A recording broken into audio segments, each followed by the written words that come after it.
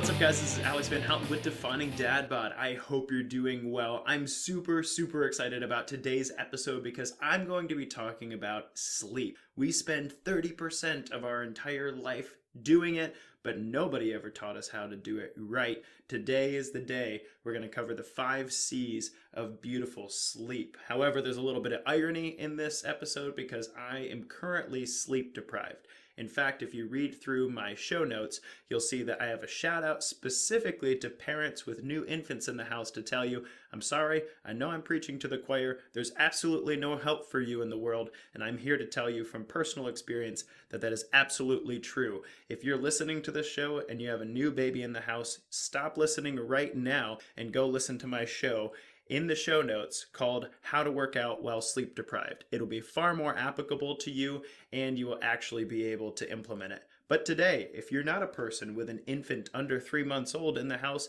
then this show is going to help you. So get super stoked. The only piece of housekeeping that I want to take care of before we jump into the 5 C's of sleeping beautifully is go to patreon.com/definingdadbod and support the show. Whether you're new or you've been following us for a bit, now is the time to raise your hand in support of the Defining Dad Bod movement. First of all, because I've made a lot of changes to the Patreon page and I think our rewards are better than ever. We've got a new friends and family program that is going to fill up fast if you don't get on it now, cheaper access to the Defining Dad Bod Inner Circle, and some amazing stuff coming out on our YouTube channel, in addition to the lives that I do every Friday on the Defining Dad Bod Inner Circle. Today marks the 1-year anniversary of Defining Dad Bod on Patreon, and it's been a fantastic journey. Thank you to those of you who are currently supporting us, and if you aren't already, go to patreon.com/definingdadbod. I would say something more beautiful and magical, I'm sure, to sell you on it, but one, I don't want to have to sell you on something I think is really cool and really important. You should just do it because it's awesome. And 2, I'm sleep deprived, so I'm going to save some of my intellectual willpower to talk to you about how to sleep well. And yes, the irony is not lost on me, and yes, there will be some baby jokes in this episode. So without further ado, 5 C's to sleeping like a champ, as opposed to sleeping like a chump. Now, sleep is a deeply important part of any health and fitness regimen, and yet reportedly 30% of the population struggle to get good quality, good quantity sleep on a regular basis. Chances are, if you're listening to this right now, you've either struggled to get to bed at a good time, to stay asleep all night long, to wake up feeling rested, or to prioritize bettering your sleep over other things. And if you haven't struggled, you don't have kids, and you will eventually struggle with sleep, I promise. Why is it so important? Actually, that's kind of a tricky question. For all the research we've done, especially on the brain, it seems kind of funny to me that we know very little about how sleep actually works. Like, why can't I just lay in bed and think, go to sleep, and boom, it happens? I have an easier time jumping on a 4-foot tall box than falling asleep sometimes. And why is the lowest point for my willpower for the day when my alarm goes off? Seems like no matter how good your intentions are or how deeply powerful you want to make your morning, it really doesn't matter when the snooze button is so close. Ugh, and those extra 3 minutes of sleep are like sacred and beautiful till the alarm goes off again, and then it ruins your morning. But really though, there's a large amount of information we could talk about with regard to what we do know about sleep and what we don't know about sleep. But I'm going to hit the 3 high points. The first thing you need to know about why sleep is so important and why you need to listen to this show and implement these 5 C's immediately is because sleep regulates your cortisol curve. Cortisol, also known as the stress hormone, is your hormone as a diurnal mammal, meaning you like to be awake during the day, as opposed to flying squirrels, which are nocturnal mammals who like to be awake during the nighttime. This means that naturally your cortisol should be nice and high in the morning and then taper off throughout the day at a nice steady slope and reach the lowest point it's going to reach as you're getting ready for bed, basically following the pattern of sunlight in the day. Diurnal mammal. Write that down and use it in a sentence 5 times today. As a diurnal mammal, sleep is extremely important for regulating that cortisol curve and allowing you to recover powerfully. If you're sleeping poorly and your cortisol curve is thrown off because of it, you will find yourself with crazy cravings, you'll find yourself not recovering well and more sore from your workouts than you need to be. So number 1 reason sleep is extremely important is it regulates your cortisol curve as a diurnal mammal. Secondly, one of the stages of sleep is called rapid eye movement sleep, or REM sleep. In this stage of sleep is responsible for crazy dreams, for crazy rapid eye movements, and in people like Mike Birbiglia, crazy sleepwalking and jumping out of windows. You don't know what I'm talking about? YouTube Mike Birbiglia La Quinta In and get ready to laugh. Among many functions, REM sleep seems to be an important component of being able to remember the things that you learned today by solidifying the neural connections that you taught to fire together. Or in layman's terms, if you don't get enough REM sleep, you're much dumber tomorrow than you were yesterday, and you won't have any good fodder for conversation when your 3-year-old tells you that he had a dream about zombies and dragons last night. I mean, how else are you supposed to teach him to fight zombies and dragons in his dream if you yourself are not fighting those battles nightly? REM sleep, extremely important for the neural connections in the mind to solidify memories and to learn new things. Which brings me to the third part of why sleep is extremely important, the deep stage of sleep. Deep sleep, or delta wave sleep, is a state of sleep where it seems your mind is almost completely turned off. This stage of sleep is why we can say things like sleeping like the dead, because in this stage of sleep, you barely move, you don't breathe much, you're very hard to wake, and it's possible you don't even dream. However, in studies of delta wave sleep, they found that if you don't get enough delta wave sleep, you find yourself less coordinated, less able to recover from yesterday's workout, and less likely to show improved performance on new biomechanical tasks. This is the stage of sleep that generally gets sacrificed when people are waking up regularly during the night, and therefore would be directly responsible for mal-recovered workout programs, higher risks of injury, and reduced adaptive results from your workouts. You might be fascinated to know that though there's some genetic variation, adult Homo sapiens, that's you and me, take approximately 4 to 6 hours of uninterrupted sleep to enter meaningful deep sleep cycles. And these deep sleep cycles are so important to the muscle growing process that resources like bodybuilding.com and Men's Fitness have called sleep one of the most important muscle gaining supplements. Another sidebar, I couldn't help but notice that sleep doesn't actually come in liquid or pill form.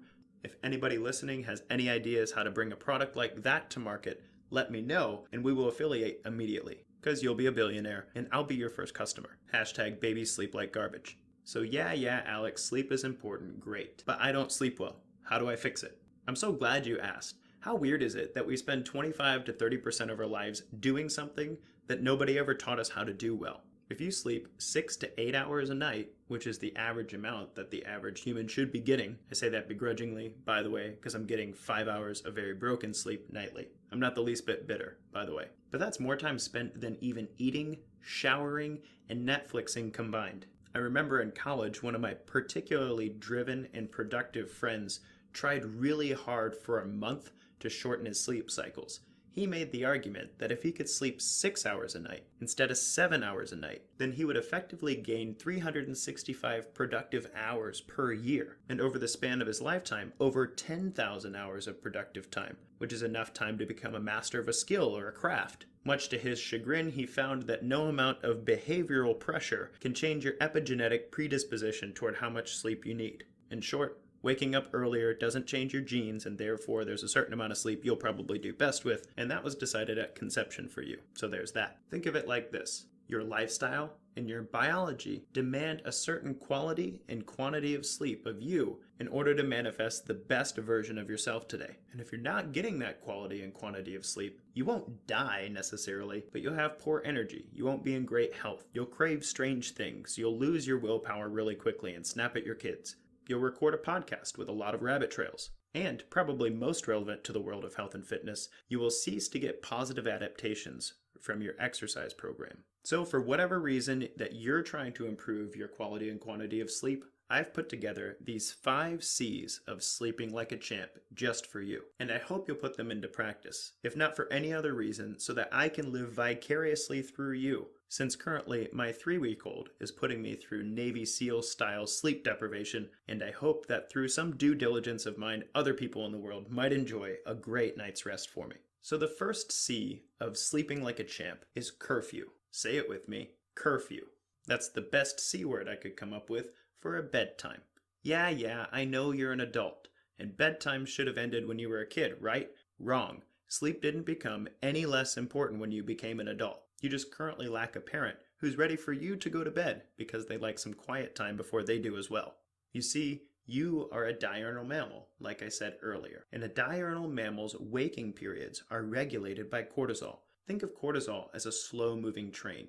Every single day, the pattern of cortisol is solidified in you a little bit more than the day before. And to change that pattern takes an enormous amount of energy, an enormous amount of consistency. Your body does best when cortisol spikes in the morning at the same time every day and bottoms out in the evening at the same time every night. If you don't have a bedtime, then you never give your body the chance to create a solidified pattern of cortisol highs and cortisol lows. In fact, just 3 days a week of abnormal sleeping patterns time-wise found participants in a recent study with altered insulin, cortisol, and appetites. What does that mean? Well, if you normally go to bed at 10 p.m., but you stay up late 3 times this week to catch the rest of your show, or you have a 3-day weekend, and so you sleep in on each of those 3 days, then congratulations, you have successfully altered your cortisol function and not for the better. Just like when you were a kid, your body's cortisol curve needs a regular sleep time and regular wake time. And when people don't abide by the first C, curfew, that is setting a bedtime for yourself, I hear things in a consultation like, I just have trouble sleeping. I lay there and stare at the ceiling. Or when my alarm goes off in the morning, I just can't get out of bed. I keep hitting snooze. Or I just don't get it. I catch up on sleep on the weekends, but it seems like the more sleep I get, the more tired I feel. I could keep bringing you quotes, but I think you get the idea. If you want to stop sleeping like a chump, mind your curfew. The second C for sleeping like a champ rather than the chump is curtains. Remember my little diatribe about you being a diurnal mammal and waking with the light and going to sleep with the darkness? That is so built into you biologically that light can have an effect on your cortisol curve. Until the Industrial Revolution made artificial light possible, and now in our day and age having screens all over the place, this wasn't really a huge problem. But now the average person is exposed to large amounts of light even up until the moment they're about to fall asleep. Yes, I'm talking to you, bedside Facebook scrollers. You see, one of the primary biochemicals in your body that regulates your sleep cycle is called melatonin. It's naturally released by the brain when it's time to go to bed. However, if cortisol's high when melatonin's released, then cortisol will metabolize the melatonin. Do you know one of the things that can elevate cortisol automatically? You might have guessed it, light. So within 2 hours of bedtime, I suggest you start dimming the lights around the house, if not shutting them off completely. Also, limit screen time, like cell phones, TV, and video games. Wait, Alex, that's how I wind down. Fine, at least turn the brightness down, since the intensity of light is directly related to the increase in cortisol. And for those of you who are ready to try a significant lifestyle change moving away from cell phones and the TV, crack open a book instead, or start a gratitude journal. You might be asking yourself why the second C is called curtains at all, since I've only referenced them once. When I was a young bachelor living in Dallas, I had less than zero desire to decorate the inside of my house.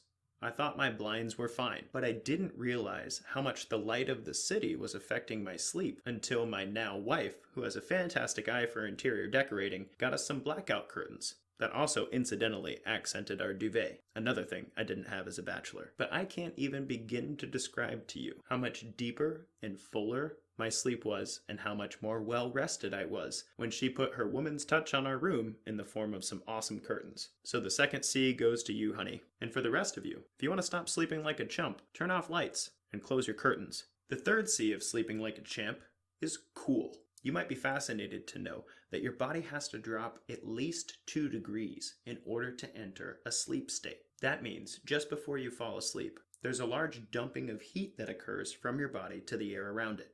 If this cooling doesn't happen adequately, either before or even during sleep, then the body will become overheated and you'll be unable to enter or stay in the deeper stages of sleep. For many of the clients that I've worked with who report waking up regularly throughout the night, dropping their thermostat just a couple of degrees and getting a lighter blanket was all that was required to help their body get into deeper stages of sleep and stay there. However, there's a caveat to this, and that is, if you're too cold, you'll wake up throughout the night as well. So I found it takes some experimentation for people to find what the best setting for their thermostat is and the best blanket and position for allowing them to sleep well. I'm going to talk about negotiating good sleep habits with your spouse momentarily. I'm going to talk about negotiating good sleep habits with your significant other in a bit. But anecdotally, I will say that I found that I like the room a lot colder than my wife would prefer it. So we've negotiated a middle ground, and while she sleeps wrapped up in her blankets, I sleep on my side with just one leg under the covers, and that seems to be the nice healthy medium for both of us.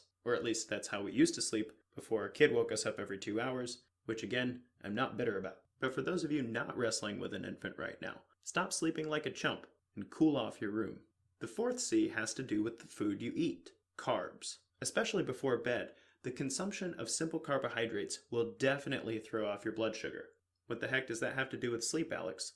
Well, you might be fascinated to know, especially if you did not follow our Overcoming Obesity series, parts 2 and 3 specifically, that your blood sugar regulation is deeply related to your cortisol. In fact, biologically, your body is designed to release cortisol when you reach a low blood sugar. So let's say you eat some ice cream before bed. Ice cream is packed with some simple carbohydrates, and once upon a time was my favorite nighttime snack. Not so much now because of defining dad bod and all that. But if you eat some ice cream, that sugar enters your bloodstream very quickly. And over the next 2 hours, you're going to experience a blood sugar high, then a blood sugar crash as insulin's released into the bloodstream to get the glucose out of your system and into your cells. While you're falling asleep, that's not a big deal. But after you've been asleep for 2 to 3 hours, the crashing blood sugar signals your body to release cortisol. You could think of it as an internal stressor. And that internal stress is signaling the body to internally raise blood sugar by breaking down glycogen. Cortisol is really good at that. And so from an evolutionary standpoint, if you're running from a mountain lion, this is an excellent system. You want cortisol to break down glycogen so that your blood sugar doesn't bottom out and then you faint and get eaten. But we're not running from a mountain lion. We're trying to sleep. And while trying to sleep, your blood sugars should stay nice and stable with no cortisol spikes resulting from blood sugar crashes. So the fourth C of sleeping like a champ is to remind you, let's cut down on the carbs just before bedtime.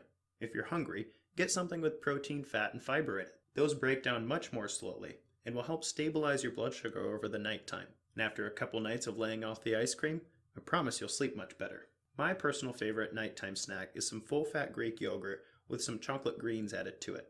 It's a lot like pudding, only much higher protein, much higher fat, and a much higher nutrient content. An added bonus is that Greek yogurt is a great source of casein, which is a very slow to break down protein and can feed your muscles overnight. A lot of bodybuilders and physique competitors swear by it. I'm neither, but I appreciate the meal plan hack of having chocolate pudding before bed. That's not really chocolate pudding. If you want some more snack ideas, get on our newsletter. The link's in the description below. But until then, if you want to stop sleeping like a chump, let's get smart about your carbohydrates. The last of the 5 C's for how to sleep like a champ is capsules. Now I joked earlier that the person who could invent sleep in pill form would be a billionaire.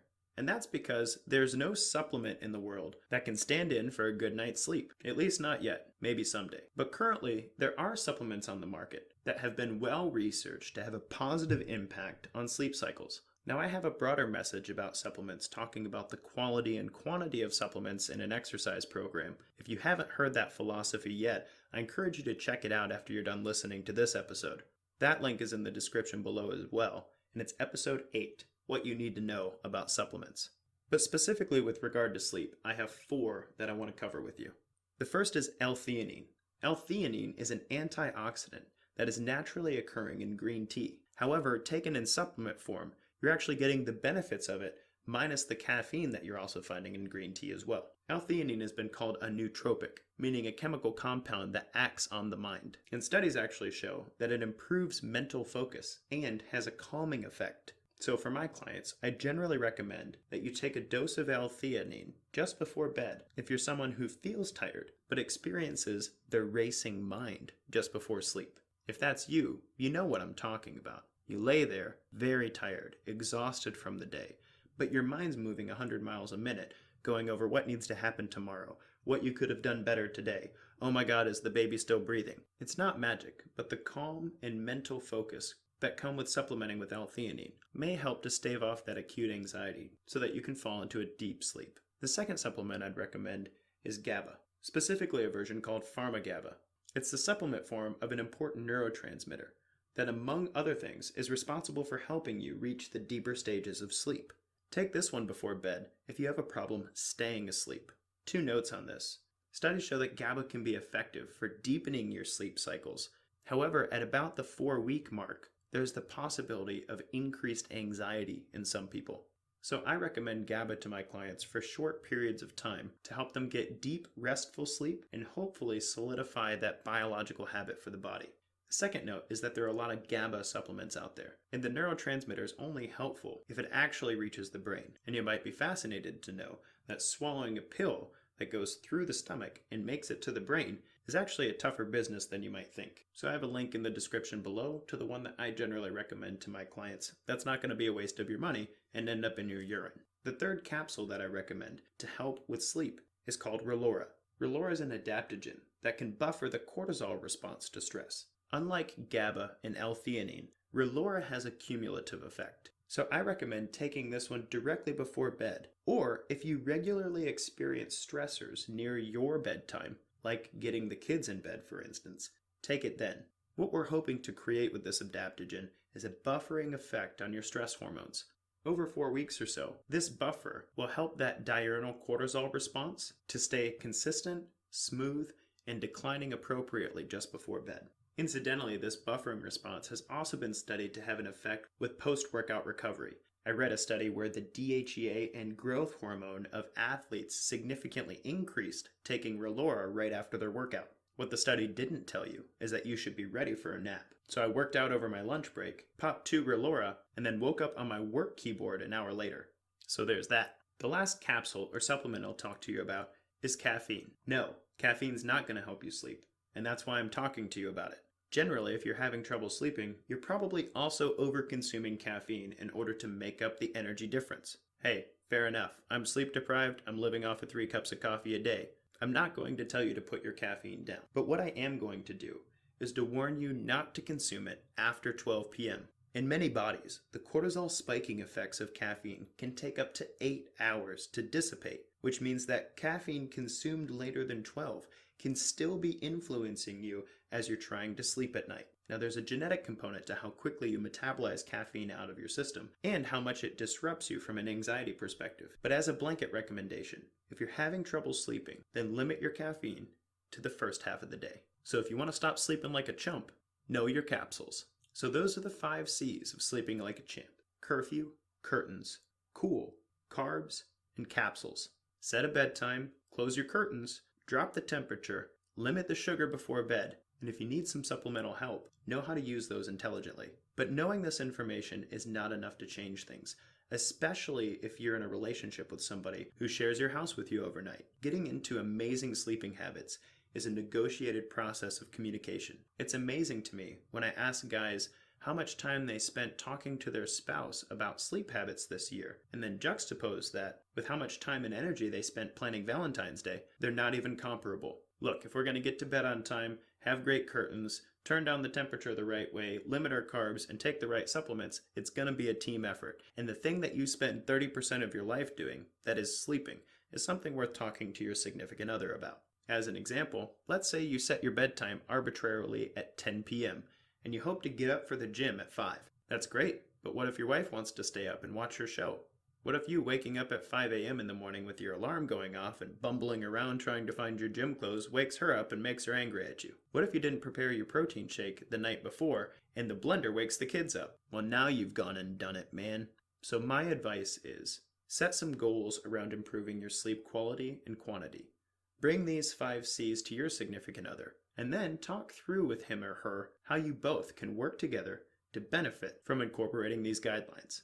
Chances are it'll be a little bit of give and take and a little bit of trial and error. But if you can get 1% better sleep tomorrow than you did last night, and you could continue that trend for the next year, then by this time in 2020, you will have significantly impacted your ability to recover from your workouts, to remember what you read yesterday, to be a better father, better mother, better person in your community. And you might stop craving carbohydrates and having garbage energy all the time. Make sleep a priority. Be loud about it. And follow the 5 C's to sleeping like a champ. And to you parents out there with a new infant in the house, my heart goes out to you. I feel you. I've been so exhausted. The baby sleeps right beside our bed in a bassinet, and I love him to death, but the little punk grunts and whines all night in between his feedings. So he's sleeping good, but the noises he's making is keeping us up. And the other night, I finally had it. I got up and picked up his grunting self, bassinet and all, and walked out of the bedroom. My wife's like, "Where are you going?" And I'm like, "Don't worry about it." and I put him in the closet in the foyer and shut the door. And then I slipped back in bed and started to fall into a nice deep sleep. And then I shot up. Holy crap, the baby's in the closet. What the heck, man? And I went to get out of bed just to see that he was still sleeping beside the bed. It was all a dream. I was pretty relieved. I laid back down, started to fall asleep, and this is how you know I'm really sleep deprived. I started thinking, the closet would be a great place for him to sleep right now. #DadLife. I'll be living vicariously through you as you put these 5 C's to sleeping like a champ into practice for you and your household. This has been Alex Van Houten with Defining Dad Bod. Until next time, guys, kick butt, take names. To help us leave a legacy of health and fitness for our kids, go to www.patreon.com/definingdadbod. We've got great rewards for you there, and even $1 a month is appreciated. Patreon.com/definingdadbod.